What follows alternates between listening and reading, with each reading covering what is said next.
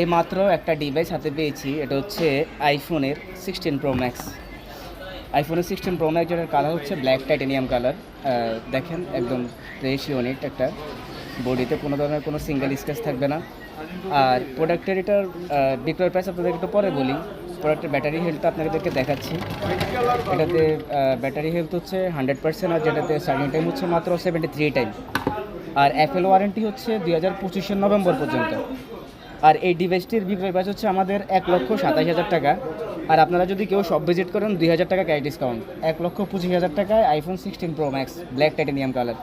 আর এটার সাথে কিন্তু ইনক্লুডেড যে ডাটা কেবলটা C2C যেই কেবলটা, এই কেবলটা একবারে ইনটেক্ট অবস্থায় আছে। যিনি ইউজার উনি এটা খোলেনি বা ওনার আগের মডেলের ডাটা কেবল ছিল। তো আমি মনে করি এই ফোন যদি কেউ কিনতে চান বা আগ্রহী হন, সেই ক্ষেত্রে কোনো বিন্দু পরিমাণ কোনো চিন্তা করার দরকার নেই।